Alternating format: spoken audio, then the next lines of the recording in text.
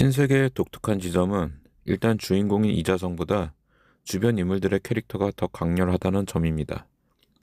일반적인 단순 선악의 대결이라든가 극단적으로 대립되는 두 세력 간의 팽팽한 대치 구도가 아니라 여러 세력들이 각자 다른 이해관계로 빚어지는 다층 구도의 역학관계로 그림이 짜여집니다. 최상단의 강과장으로 대표되는 경찰 조직이 있고, 그들이 관리하고자 하는 골드문이라는 조직은 겉으로는 평화로운 한 식구들처럼 보이지만 그 안에서는 각기 다른 세력들로 분화되어 대립관계를 이루면서 언제든지 등 뒤에서 비수를 찌를지 모르는 팽팽한 긴장 관계를 유지하고 있죠. 그렇기 때문에 상당히 복잡하고 피곤한 이 다핵 또는 다층의 구도 속에서 전체 상황을 바라보고 스토리를 통일감 있게 관장할 수 있을 만한 캐릭터가 필요했고, 주인공 이자성은 그러한 역할을 하기 위해 만들어진 것 같습니다. 그래서 이자성은 주인공임에도 불구하고 범죄 액션 느와르의 주인공치고는 다소 유약하게 묘사됩니다. 보통 범죄 영화의 주인공이라 하면 뭔가 도덕적 신념이 투철하다거나 야망이 어마어마하게 크다거나 이루고자 하는 목표가 뚜렷해서 누가 뭐래도 말 안 듣는 경주마처럼 너 죽고 나 죽자 식으로 끝장을 본다든가, 위기가 왔을 때 어떻게든 살아남기 위해 물불 안 가리고 위기 탈출 넘버원을 찍는다던가 하는 게 우리가 보통 떠올리는 범죄 액션 영화의 주인공상인데, 이 영화에 나오는 이자성은 딱히 무슨 능력을 보여주는 건 없고 영화 초반부터 중후반까지는 그냥 지켜만 본다거나 리액션만 한다거나 의분을 꾹꾹 눌러 담는다거나 하다못해 공포감에 벌벌 떨기까지 합니다. 신세계는 그가 어떻게 골드문 2인자 그룹까지 올라갔는가 하는 과정을 보여주진 않습니다. 그냥 이자성이라는 인물이 그런 능력과 의지가 있어서 그런 위치에 올랐다 라는 설정인데, 그건 처음부터 그렇게 나오니까 그런가 보다 할 수 있는데, 영화 시작 이후로도 이자성이 자신의 혼자 힘으로 온갖 상황을 타개해 나가거나 사건을 주도적으로 이끌어가는 장면은 거의 보이지 않습니다. 처음부터 거의 중후반부까지는 그냥 시키는 대로만 일하거나 쩔쩔매기만 하고 있습니다. 초반에 실내 낚시터 씬만 봐도 알 수 있는데, 이자성이 지금 어떤 상황에 있고 어떤 갈등에 휘둘리고 있는가를 알려주는 중요한 씬입니다. 여기서 이자성은 그냥 강 과장에게 이번이 마지막이라고 하지 않았습니까? 라면서 화만 내고 투정할 뿐이지 별로 자기 주장 내세우는 건 없습니다. 결국 강 과장의 말을 고분고분 들으면서 퇴장합니다. 기원의 바둑신에서도 이자성은 비슷한 반응을 보이는데, 바둑 선생에게 새로운 미션을 전달받자 불같이 화를 내며 컵을 깨뜨립니다. 여기서도 분노의 표출은 보이지만 결국 내키지 않는 강 과장의 미션을 받아들이는 건 변함이 없습니다. 물론 이자성은 자신이 경찰이라는 정체성을 여전히 지니고 있는 인물입니다. 그렇기 때문에 상부의 명령에 거역하지 못한 채 자신의 욕망, 그러니까 하루빨리 골드문을 벗어나 평범한 경찰로 돌아가고 싶은 그 욕망을 억누르며 울며 겨자 먹기로 미션을 수행하는 것입니다.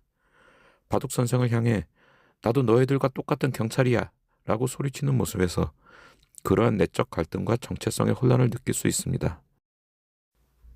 정청의 무자비한 사륙을 보여주는 인천 창고 씬이 백미인데, 이자성 개인에게는 죽느냐 사느냐 하는 최악의 위기 상황입니다. 그러면 여기서 이자성이 살아남기 위해서는 자신은 경찰이랑 아무 관련이 없는 것처럼 얼굴에 철판 깔고 연기를 한다거나, 아니면 자신의 신분이 들켰을 때 곧바로 무릎 꿇고 싹싹 빌어야지 한다던가 하는 최후의 결단력과 생존에 대한 의지를 보여줘야 함에도, 이자성은 경찰 동료 2명이 썰려나가는 그 순간까지 이러지도 못하고 저러지도 못하고 마치 사형 집행을 기다리는 죄수처럼 식은땀만 흘리고 있습니다. 맨손으로 골드문의 우두머리 끝까지 올라갔다는 경력치고는 다소 이해가 가지 않는 처신입니다. 물론 이러한 상황이 연출됨으로써 정청이라는 인물이 이자성을 얼마나 친동생처럼 아끼고 끝까지 지켜주려 했는지가 잘 드러나긴 했지만, 스토리의 전개를 떠나 이자성의 캐릭터는 고구마 100개를 먹은 듯한 고뇌와 망설임을 표현하는 인물이라는 걸 알 수 있습니다. 한마디로 행동이 중심이 아니라 기다림과 인내를 담당하는 캐릭터입니다. 경찰의 아이덴티티 하나만을 바라보며 끝까지 기다리면서 억누림을 견뎌오다가 영화 후반에 들어서야 정청의 죽음을 계기로 대전환을 꾀합니다. 이게 신세계 스토리의 핵심이면서 클라이맥스가 되는 것이겠죠. 이러한 이자성과 성격적인 면에서 정반대편으로 배치된 인물이 정청과 이중구입니다. 정청은 필요 이상으로 과장된 코미디스러운 행동과 나사 빠진 듯한 허술함으로 인간미를 풍기는데, 그런 면에서 다소 뻣뻣하고 무거운 이미지의 이자성과 상호 보완되는 효과가 있습니다. 이자성의 성격을 너무 눌러놓았기 때문에 대비적으로 정청은 딱히 제한 없이 모든 면에서 자유분방함을 드러냅니다. 그러면서도 살인씬이나 격투씬에서는 최강의 전투력을 자랑하는 잔혹함도 여과 없이 드러냅니다. 또한 이자성의 정체를 알면서도 끝까지 의리를 발휘하는 내면의 따뜻함까지 표현되어 가장 입체감 있고 매력적인 캐릭터가 되었습니다. 이중구는 그냥 딱 범죄 영화의 악당 보스로 나올 법한 스테레오타입의 건달 캐릭터입니다. 영화 전체적으로 존재감을 충분히 뽐내기는 하는데 다소 아쉬운 건 뭔가 용두사미 같은 후반부 퇴장입니다. 물론 죽기 딱 좋은 날씨네 같은 명대사라든가 몇몇 명장면을 뽑아내긴 했지만 초반에 보여준 포스나 분위기에 비해 딱히 개인의 전투력을 보여준 건 없습니다. 골드문 양대 세력의 한 축을 담당하는 빌런으로서 끝까지 힘의 균형을 이루면서 기능했다면 영화가 마지막까지 더욱 다이나믹했을 텐데 그렇게까지 이중구를 중요하게 쓸 생각은 없었던 것 같습니다. 강 과장이 이중구에게 정청 세력을 공격하라는 사주를 할 때 차라리 이중구를 조금 일찍 감옥에서 풀어줘가지고 이중구가 직접 전투에 참여하게 했다면 이중구의 싸움 실력도 보여주면서 동시에 이중구와 정청이 서로 피튀기면서 맞다이를 뜨다가 둘 중 하나가 장렬하게 전사하는 멋진 그림이 연출될 수 있었을 텐데 그렇지 못하고 그냥 쓸쓸히 담배 한 대 얻어피고 가오 잡으면서 죽음을 맞이하는 그런 최후는 약간 영양가 없는 밋밋한 퇴장이라 할 수 있습니다. 사실 전체 내러티브에서 실질적인 주인공 역할을 하는 건 강 과장이라 할 수 있습니다. 영화 속에 일어난 사건들을 모두 기획하고 설계 주도하는 인물인데 문제는 그가 진두지휘하는 신세계 프로젝트의 프로세스나 세부적인 수행력이 너무 허술하다는 겁니다. 거대 골드문을 자기 경찰의 통제하에 장악하고 싶다면서 10년을 준비했다고 하는데 막상 실행하는 작전을 보면 일면식도 없는 처음 만난 정청에게 자기 신분을 노출하고 다짜고짜 서류 몇 개 보여주면서 자신들의 계획을 죄다 설명하고 여기에 동의를 구합니다. 심지어는 그동안 너희들에게 뿌락치를 심어놓았다는 사실까지도 부정하지 않습니다. 이중구를 처리할 계획이 있으니까 너는 앞으로 내 말 들으면서 협조하고 살아라 하는 얘긴데 협상의 법칙 책 한 권 안 읽어본 듯한 강 과장의 협상력은 정말 형편없습니다. 치밀하게 준비한 플랜 같지도 않고요. 그러다 결국 괜한 정청의 반감을 사부려서 아끼는 부하 직원들 목숨만 날려버립니다. 이자성이나 그의 아내를 다루는 방식도 그냥 윽박지르기 아니면 협박뿐입니다. 그런 통솔력으로 어떻게 목숨 걸고 일하는 부하들의 충성을 이끌어낼 것이며 거의 10년을 준비한 경찰청 극비 프로젝트라고 하는데 명확히 그려진 그림도 없고 해킹 당했다는 이유로 임시 방편으로 부랴부랴 경찰 내부 데이터베이스에 이자성의 신원을 삭제해버립니다. 그러다가 자칫 이자성이 강 과장에게 등 돌려버리면 끝나버리는 상황인데 이렇게 허술한 대응력으로 어떻게 거대 규모의 골드문을 통솔하겠습니까? 골드문을 장악하겠다는 강 과장의 플랜이 성공하려면 정청을 설득할 것이 아니라 차라리 이자성을 2인자가 아닌 정청을 뛰어넘는 1인자가 될 때까지 키웠어야 하는 게 맞지 않나 싶습니다. 어차피 이자성은 강 과장에게 충성을 하고 있는 인물이고 그가 골드문의 회장이 되면 자연스럽게 경찰의 통제를 받는 조직으로 거듭나는 건데 굳이 가만히 있는 정청을 들쑤셔가지고 결국 난장판을 만들고 부하들 다 잃고 이자성에게 배신당하고 본인도 개죽음 당하고 맙니다. 물론 이자성을 키워주는 방향으로 간다면 그 과정에서 이자성과 정청의 대립이 일어날 것이고 경찰의 의무와 정청과의 의리 사이에서 갈등하던 이자성이 역으로 강 과장과 충돌할 수도 있는 등 영화가 아예 다른 이야기가 되겠지만 말입니다. 지금 신세계의 플롯은 강 과장의 허술한 설계도와 몇몇 자충수로 빚어진 소동극에 가깝습니다. 이렇게만 보면 신세계라는 영화가 몇몇 캐릭터들의 충돌로 빚어진 단순한 액션 영화처럼 보이겠지만 보기와는 다르게 이 영화는 서사의 스케일이 매우 큰 내러티브를 가지고 있습니다. 보기와는 다르게 라고 표현을 한 이유는 이 영화가 보여주는 스토리나 개별 에피소드가 비교적 소소하게 느껴지는 데 반해 영화를 다 보고 나서 가만히 복귀해보면 이 스토리가 배경으로 삼고 있는 세계관이 상당히 크고 복잡하다는 걸 느끼게 됩니다. 예를 들면 스타워즈 시리즈가 있는데 그 중에 제국의 역습 딱 한 편만을 보고 난 느낌이라 할 수 있는데요. 그러니까 한마디로 앞뒤에 뭔가 더 복잡한 이야기가 있을 것 같은데 처음과 끝을 툭 토막내서 버린 채 중간만 보여준다는 얘기입니다. 만약 신세계의 전체 서사를 3단계로 확장한다면 1단계는 경찰 초년생이던 이자성이 정청을 꼬드겨 골드문에 잠입하여 밑바닥에서부터 조직 내 2인자 그룹에 올라서기까지의 스토리. 2단계는 지금 신세계 영화의 스토리. 3단계는 골드문을 장악한 이재성이 외부의 경찰 세력과 내부의 반란 세력에 맞서 싸우는 스토리. 이런 식으로 구성될 겁니다. 영화 신세계가 애초에 3부작 시리즈로 기획되어 일단 두 번째 스토리를 먼저 제작한 것인지, 그게 아니고 앞뒤 다 자르고 그냥 두 번째 스토리만 보여주고 싶었던 것인지는 알 수 없습니다. 다만 현재로서는 지금 나와 있는 이 한 편이 전부이기 때문에 이것만 놓고 보자면 구성의 완결성 측면에서 보자면 미완의 스토리다라고 볼 수 있습니다. 실제로 이 영화는 스토리의 인과관계나 플롯의 치밀함에는 크게 관심이 없어 보입니다. 어떤 설정도 단단하게 매듭을 지어놓지 않았기 때문에 이야기의 확장 가능성을 열어놓는 것이죠. 좋게 말하면 확장성이고 나쁘게 말하면 정교하지 못한 것입니다. 석동추를 죽인 세력은 누구인지, 강 과장과 이중구는 과거에 어떤 인연이 있었는지, 골드문의 성장, 그들을 통제해야 할 필요성을 느낀 경찰, 신세계 프로젝트를 진행해 나가는 과정들, 이재성이 골드문에 들어가서 적응하는 과정 등등. 사건 진행에 중요한 이런 인과관계의 시퀀스들은 그냥 생략해버리거나 한두 컷으로 빠르게 설명해버립니다.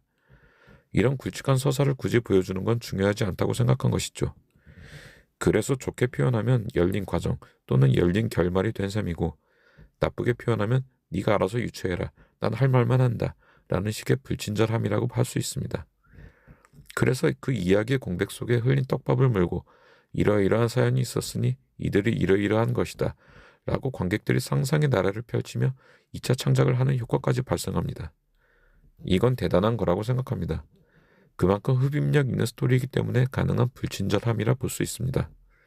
인과 구조는 정교하지 않지만 대신 개별 에피소드나 캐릭터의 꽤나 디테일함과 독창성을 구현하여 기존 유사한 설정을 가진 다른 영화들과 차별점을 두었습니다. 이 영화의 독특한 부분은 스토리 안에서 관객이 기대하는 방향성과 영화가 보여주는 포커스가 묘하게 엇박자를 낸다는 점입니다. 어떻게 보면 영화가 좀 돌연변이 같다는 인상이 드는 게, 정통 느와르임에는 분명 맞는데 묘하게 우리가 정통 느와르를 볼 때 기대하는 익숙한 진행들을 살짝살짝 비켜 지나갑니다. 영화 초반 석동출 회장이 갑자기 의문의 교통사고로 사망합니다. 여기서 일반적인 컨벤션으로 진행을 한다면 골드문 조직원들이 일제히 분노를 표출하면서 우리 회장님을 죽인 범인이 누구냐, 범인을 밝혀내자, 전쟁을 벌여서 피해 복수를 해야 한다, 이런 식으로 진행을 해야 할 것 같은데 골드문 사람들은 그런 것에는 별로 관심이 없어 보입니다. 장례가 끝난 직후 이사들이 회의장에 모여서 하는 얘기가 이제 새로운 회장을 뽑아야겠구나 하는 얘기뿐입니다.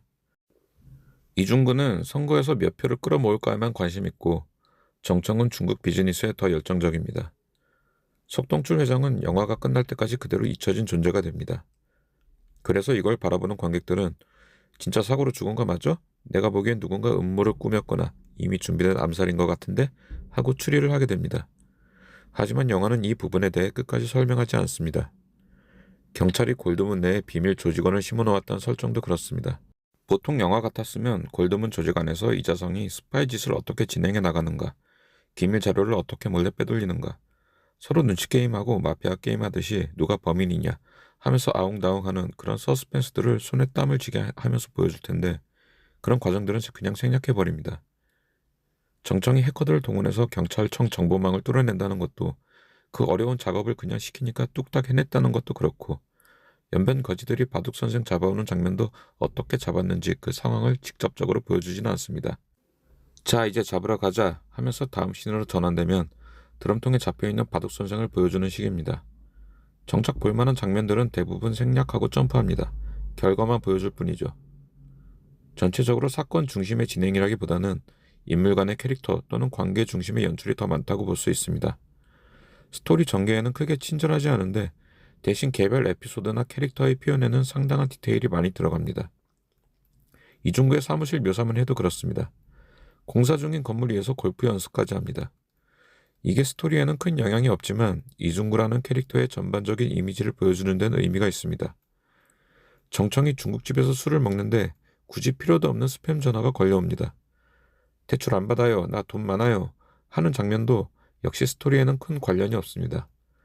그 외 공항에서 쓰레빠를 신고 나타난다던가, 아무짝에도 쓸모없는 실내 낚시터를 개인 아지트로 쓰는 강과장이라든가, 바둑 배우는 기원이 구태여 고급 별장처럼 꾸민 주택이라든가, 은밀한 미팅을 뻥 뚫린 축구 경기장에서 한다던가, 현실적으로 따지고 들면 끝없이 태클 걸만한 미장센이지만 영화의 무드나 캐릭터의 이미지를 보여주는데 그만큼 공을 많이 들였다는 걸 느낄 수 있습니다. 한마디로 플롯보다는 캐릭터, 스토리의 속도보다는 에피소드의 디테일, 내러티브의 치밀함보다는 확장성을 보다 추구한다고 할 수 있습니다. 이야기의 빈 곳은 오히려 관객들이 알아서 그 안에 감춰진 비하인드를 찾아내는 2차 창작으로 인해 세계관이 더욱 정교하게 구축되는 효과까지 볼 수 있었습니다. 하지만 플롯이 단단하게 쪼여있지 않다 보니 영화가 후반부로 갈수록 텐션이 떨어진다는 문제는 있습니다. 실질적인 클라이막스의 시작점을 꼽자면 정청의 엘리베이터 혈투 이후 이자성과 마지막으로 대면하는 병원 씬까지라고 볼 수 있는데, 이때가 대략 영화 러닝타임 종료까지 30여 분 남은 시점입니다.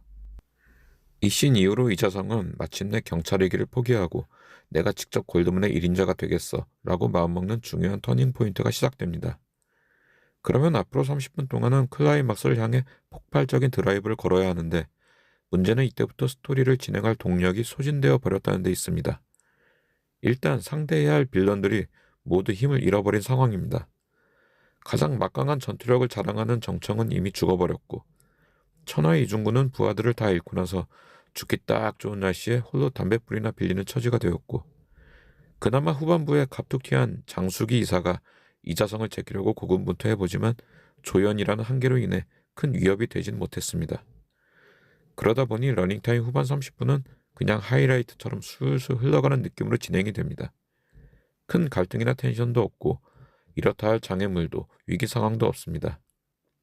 마지막 가장 큰 갈등점이었던 이자성과 강과장의 대립은 너무 싱겁게 연변 거지들이 강과장을 물고기 밥으로 만들어버리면서 쉽게 처리해버립니다. 여기서도 총을 든 강과장에게 어떻게 다가가서 죽였지 하는 궁금증은 그냥 무시해버리고 바로 죽어가는 모습만 보여줍니다.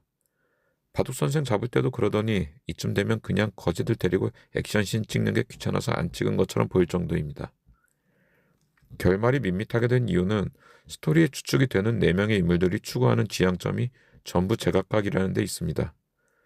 우선 경찰력을 등에 업고 있는 강과장이 겨냥하고 있는 목적지는 골드문입니다.